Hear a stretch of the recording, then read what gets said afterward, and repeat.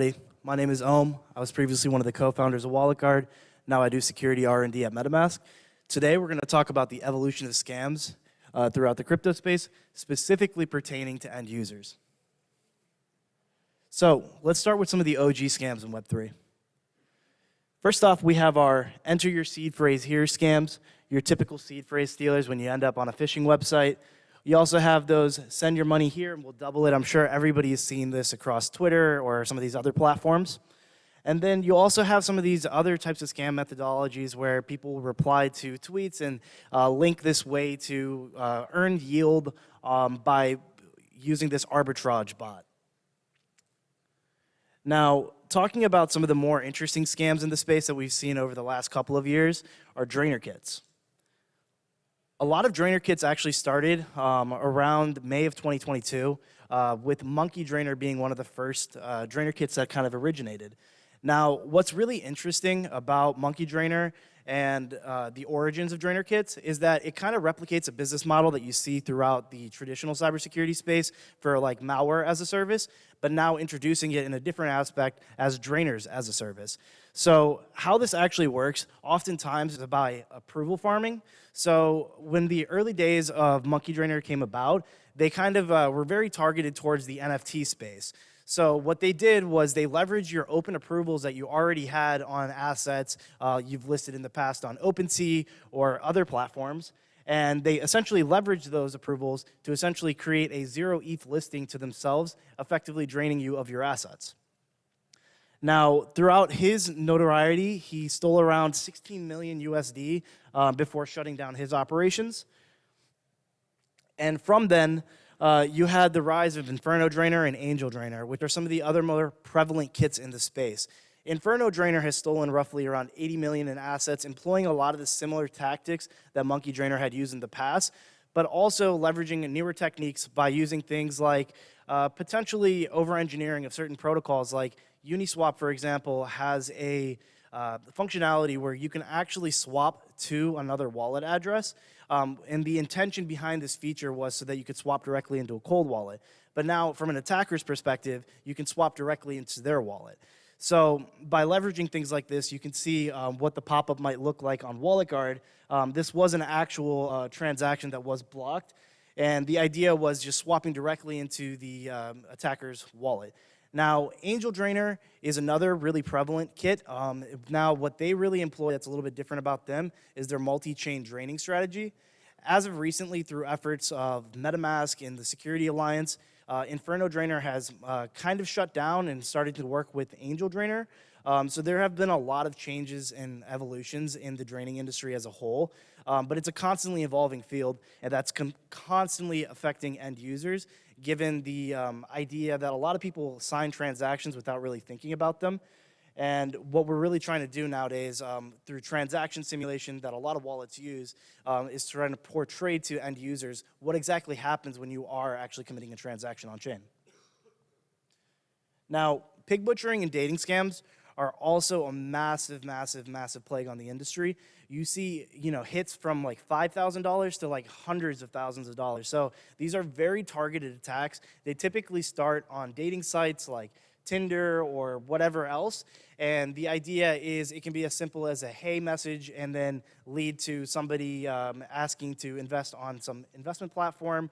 Oftentimes it acts kind of like a Ponzi scheme in the beginning where you put money on there, you start earning, and then you trust it and you start investing even more money. Oftentimes that's why they call it pig butchering, because they fatten it up before they actually take the big hit and take every asset you have there. Now, this is also the, out of all the scam methodologies, this has the highest amount of return for the attacker per hit. Now, security is an ever-evolving cat and mouse game, but be assured that there are companies like MetaMask, Security Alliance, Blockade, and many other security vendors that exist out there that are constantly working on mitigating these threats. And that's all I have for you today, but I'm happy to take any questions. Thank you, Owen. Questions? Please raise your hand. We're getting more crowded. Oh, there. Do you want to give it a try? I don't think I can make it that far. Thanks. This might be embarrassing.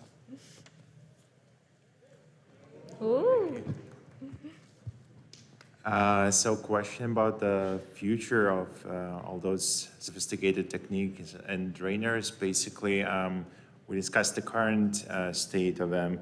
From your experience and just looking at all the different smart contracts that are malicious, what is the future of that operation that malicious actors are performing? Where is it all going right now? Yeah, it's an interesting one because it's an ever-evolving field. MetaMask has released some features as of recently to do a lot more on the client-side detection feature sets, and it's actually mitigated attackers very much so to the point where Inferno Drainer has consolidated into Angel Drainer, and other drainers have completely shut down, and we've made the barrier to entry for draining significantly harder than it's ever been. So it's a constant cat and mouse game where when we take out or disrupt one piece of infrastructure, they're going to migrate to another piece of infrastructure. Typically right now we see a lot of infrastructure being leveraged like Cloudflare. So some of the bottlenecks that exist in the industry, for example, is people like Cloudflare who aren't taking as active measures to mitigate these threats. So it constantly evolves though. So if Cloudflare were to do something, they're going to migrate to something else, and that's why I called it a cat and mouse game. There's a question at the front row, lady. Oh, this one at the back first? Okay, please. So I have a question. What are the techniques for detection for these malicious transactions? For example, what differentiates a malicious approval from a non-malicious one? Yeah, so that's a good question. So in the case of Inferno Drainer or Monkey Drainer or some of these pass draining kits, it's actually leveraging legitimate approvals. So if you leave an open approval on your, let's say you were on Uniswap and you left an approval open for your for an asset you're going to swap, and you never revoke that approval afterwards, that approval could be leveraged to steal your assets in the future. So this is why having good hygiene on your wallets by revoking things that you don't need is a really important tactic. Back at WalletGuard, we released a product called our security dashboard, and it would run a whole scan of your wallet to check all the different assets you might have and the open approvals you have. So the idea was that lingering approvals are not a good thing, and if you're not using that approval, you should have it closed out.